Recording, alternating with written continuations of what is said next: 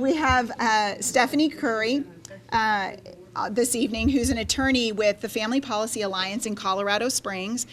She supports state policy groups like ours in terms of public policy. So I work really closely with Stephanie because she's able to kind of share with us some things that have worked in other states, some things that haven't worked in other states, and it's just been just an incredible resource. So she'll be sharing a little bit of her expertise this evening.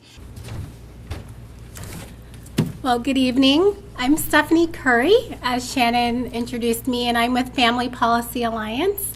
And I am here to just review a few of the pieces of legislation that you're facing here in New Hampshire and the effects of the legislation that maybe hasn't crossed your mind and what's going on, especially and particularly in our schools. And thank you so much, Shannon, for putting this event on and Cornerstone and the hard work we're doing. Yes. Thank you.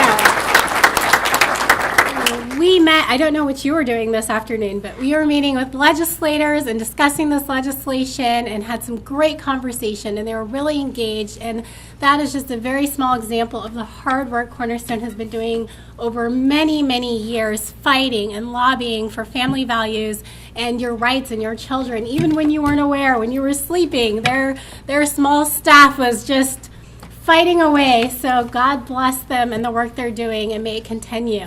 And this is evidence of that work that they've been doing. So one of the bills that has come up is, as David was telling us, was therapy ban bills. And those bills, basically, there are 10 states that have prohibited therapy, psychotherapy, for children that are struggling with unwanted, and that's the key word, unwanted same-sex attraction and gender dysphoria, unwanted gender dysphoria. So these bills would make it illegal in New Hampshire for David to talk to your child about struggling with unwanted same-sex attraction. So if your family value is to have your child have their heterosexuality affirmed or their biological sex affirmed, they would be prohibited, if this bill is passed, from going to a psychotherapist and talking through those issues. And as David has been telling us over the past few days, every single case he has encountered of a child that is struggling with homosexuality has gone through trauma. And I'm not sure if he mentioned that quite yet this evening, but that he hasn't yet encountered a case, and I hope he discusses that more, of a child who has not experienced some trauma and facing that. And so Family Policy Alliance and Cornerstone are deeply concerned that these bills will prevent your child from talking to those issues. It almost, in a way, forces the narrative upon our children that they were born this way, and it forces the sexuality of the abuser on your child and doesn't give them a way out. It doesn't give them any other path other than to go the direction of their abuser or repressing the trauma that they feel, and it doesn't give them a way to work through it. So these therapy ban bills are dangerous, and we really need to be thinking about our children and what it means. And maybe you don't have a child who's struggling with that, or maybe you don't know of a child in your life who needs this kind of therapy. But as parents, we really need to be aware that it's really not the right of legislators to tell us what we should believe and how we should teach our children. We have the constitutional right and God-given right, what we believe, to direct the upbringing of our children and to raise them and put in those moral guidelines into their lives. And that's the parents' responsibility, not the legislators. So that's the therapy ban bill that is on the table and being considered by your legislators that we are trying to stop and do not want that to go through. Another one that is a good bill is to ban gender reassignment surgery or sex change operations, and we're absolutely for banning that. We're also for banning the hormones. And I wanted to talk briefly about the process of what that looks like, because some of you, maybe this is the first time you're hearing about puberty suppression hormones. So basically, puberty suppression hormones put the pause button on puberty. They delay it. And the very early stages of puberty in young children can start as early as 6. And that's just the oily skin. It's a very weak release of hormones, acne, pubic hair under the arms, but it does start at an early age. And then the second stages start a little later. And the third stage is where you start to see, of course, we all know puberty, the development of those sex characteristics. Puberty suppression hormones delay that process, and they stop the development of those sex characteristics, and it stops the secretion of certain hormones in the brain. The Endocrine Society, which does a lot of work with hormones and puberty suppression drugs, recommends that these puberty suppression drugs are prescribed when the child is 9 or 10 years old. 9 or 10 years old. In Australia, they have started treating children as young as 4. And we are headed in that direction with puberty suppression drugs. We don't even know all the effects hormone have on the body, the brain. We know it affects the brain. It changes the brain. It changes the body. There's so many overlapping physiological processes that are going on with the hormones in the body, and we're stopping that. And the left will say there's no harm, but puberty isn't a disease that needs to be stopped. And they would have you believe that it's a disease that needs to be treated if there is a child suffering from gender dysphoria. Puberty suppression drugs were originally for children that were developing too early at the age of 6 or 7, and they were used to stop the biological process for a medical condition that we understand. And they've started to be used to treat children that say, I'm a boy, but I think I'm a girl at the age of 4. What does your 4-year-old, what choices can your 4-year-old make? What decisions do you trust your 4 or 5-year-old to make? But you're going to let your child come to you and say, I feel like maybe I'm a girl. I have twin boys, and they're 4. And my son went through a stage where he loved the color pink. And I was a stay-at-home mom for a couple years, and my son, he wanted to do what mommy does. He would see me put on makeup. Oh, Mom, can I put on makeup? And I'd say, no, honey, you can't put on makeup. But they would just see mommy spend time with me and want to do some things that they saw mommy doing. But mommy knows that my son isn't a girl. I know that my son is a boy. And I'm not going to let him put on makeup or tell me that I want to put on mascara. He got into my nail polish once. I didn't run him to the doctor to get puberty suppression drugs. And so that is... we should be scared about that. So those drugs are stopping the process of puberty, and they're stopping the development of your child's physical body. Then when the child reaches the age of puberty, when they will start to naturally develop those sex characteristics, if they're on those drugs, that process isn't going to start. So they'll put your child on cross-sex hormones. So the cross-sex hormones allows your child to develop the secondary and primary sex characteristics of the opposite sex. Irreversible. Your child, so let's say you have a girl who has gone through puberty suppression drugs, so she hasn't developed breasts. Now she's taking cross-sex hormones. So now her face is going to be masculinized. She's going to have, and it's a little graphic, I'm sorry, but this is what's happening. Clitoral enlargement, masculine features. Her breasts won't develop, they'll atrophy. And here's the kicker. These drugs are sterilizing your children, sterilizing them, probably permanently. And here's the thing about the numbers. 80 to 95% of children who say that they think they might be the opposite sex, who are struggling with gender dysphoria, 80 to 95% will outgrow it by adulthood. 80 to 95% will identify with what you might hear natal sex, their biological sex. Once they reach adulthood, it's resolved. Now they may have some other issues that they need to work through and continue to get therapy, but generally they're going to go on and live their life as their biological sex. Children who have received this treatment, how many of them do you think go on to have cross-sex surgery? 100%. So if we are treating our children with these treatments, we are pushing them in the direction to have these irreversible, sterilizing surgeries that cause lifelong problems. Cross-sex hormones, that's a lifelong medical treatment. That's for the rest of your life. Even after the sex change surgery, you're still on those cross-sex hormones. And so at 18 is usually when the surgery takes place, or it's allowed, although there has been, the left is fighting for a younger age.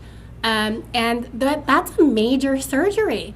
So if you're a woman and you think you're a guy, you can get a fake penis. You can get your breasts removed, pectoral implants, fake testes, some laser surgery, masculine jaw surgery, and obviously the other way around is much more expensive.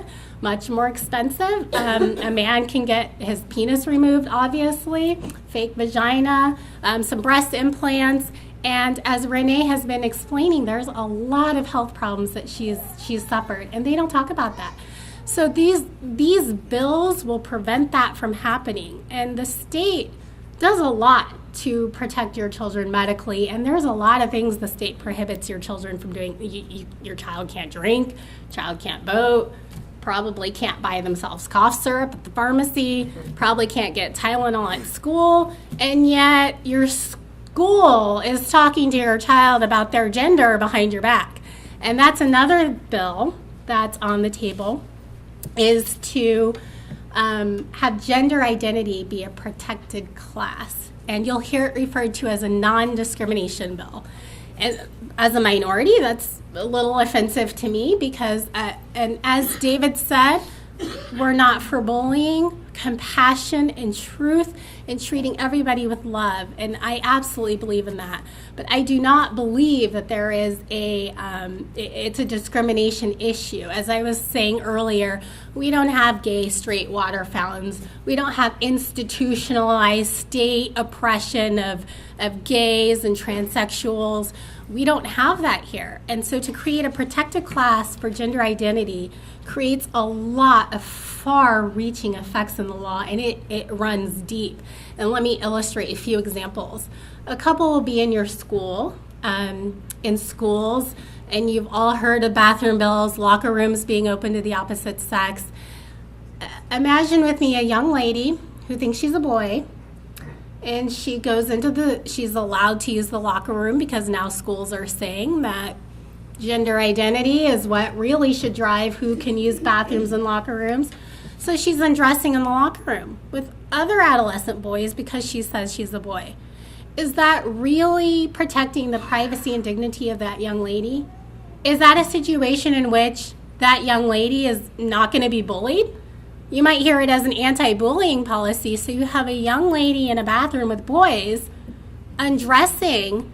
They're all traumatized. And David, I hope he speaks to this. Boys get traumatized too, looking at bodies too soon. And just like girls do, they both are traumatized and exposed to more bullying. And that's not a dignified situation, I don't believe, for either party. And yet schools are allowing this to happen.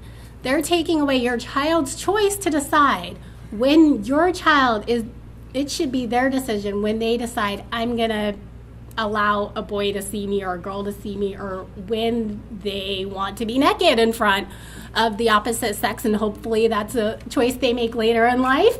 But schools are making that choice for you. And so we really need to get to our school boards and be loud and voicing our concerns and saying this isn't okay as a parent. I have children, grandchildren, this isn't okay. I don't want my children going on field trips and sleeping in a hotel room with the opposite sex. That's not okay. So that's what's taking place. And sex ed curriculums, if I may mention that really quickly. Last session, Nevada passed a bill that required sex ed curriculums to include gender identity and sexual orientation. So now your sex ed curriculums have to not only talk about normal sex, what we all learn, but they also have to take into account gay sex and the sex of transgender people. And they're talking about all of this. And that's another thing you have to be aware of too. Planned Parenthood is really lobbying for those comprehensive sex ed curriculums, and that's what they're calling them. So that bill is definitely a concern, and that's the bill that would make gender identity a protected class. So that's in schools, but also in employment, in churches, and we're seeing a lot of lawsuits. If sex means gender, that means, for example, someone like Renee could go into the hospital and say, I would like a sex change operation because I'm a woman and it's medically necessary. I have gender dysphoria. This is a medically necessary operation. And because I'm a woman, I'm entitled to the surgery, and that should be covered by Medicaid. And I should also get my breast removed and get maybe some hair implants and laser surgery to get rid of the facial hair, and that's all covered under Medicaid. And who's paying for that? We're paying for that. It's a similar thing to abortion and the abortion laws and the morality and what we're paying for and what taxpayers are responsible for. So when you start having gender identity as a protected class, and we're starting to see it, hospitals are being sued. Catholic doctors are being sued for refusing these surgeries. Hospitals are being sued for refusing these surgeries and saying, no, let's get you some other help. There is no science to back, no study, none, to back up the gender dysphoria treatment. There's nothing that allows puberty suppression hormones to be used for the treatment of gender dysphoria. Nothing. Hasn't been any long-term studies. No evidence that sex change operations actually help gender dysphoria. As Renee was saying, the suicide rate, 41%. 41% after the surgery. One analogy I like to use is someone suffering from anorexia. We don't allow that person to go get a liposuction and a tummy tuck. And even if they did and they said, well, I feel better about myself after they have surgery, I think most of us can agree that doesn't fix the underlying condition. We nip that in the bud beforehand and say, no, you need to go see a psychotherapist and get some psychodynamic therapy. We're not going to operate on you. And even if we did allow an operation to happen, we probably all know that that anorexic person would still struggle with body dysphoria. And there's many examples of that. And that is our stance on gender dysphoria.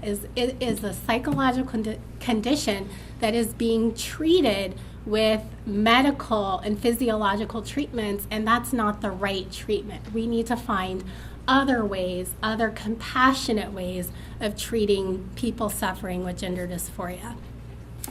And let's see what other bills quickly here. We have the therapy ban, prohibition on gender, adding gender identity as a protected class, and there are a couple bills, good bills, that would prohibit your Medicaid dollars from covering gender reassignment surgeries and the hormones, which I think I've covered pretty well why that's a good thing. We do not want our tax dollars to go to cover gender reassignment surgeries or hormones, especially for our children.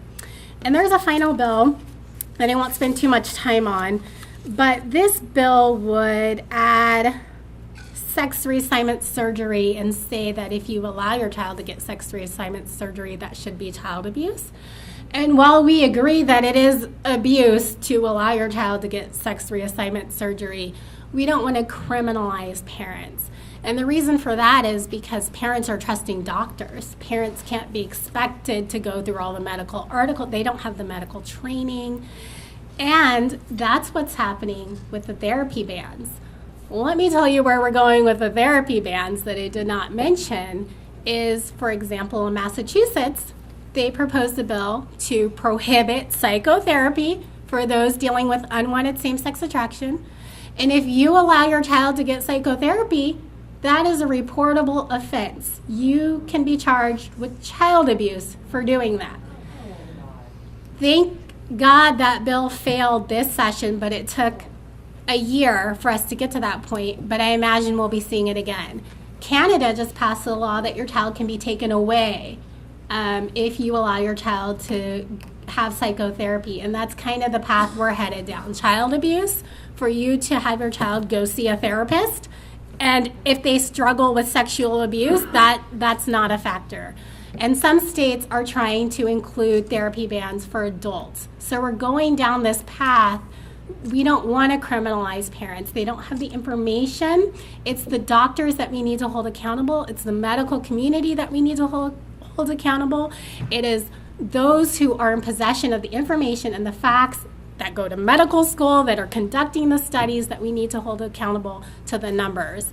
And parents, we just need to be aware and be an advocate for our children and be informed. And if something doesn't feel right, ask questions, be bold, don't be afraid to stand up and ask and find out information, because our children's lives are on the line here and we're all fighting for that.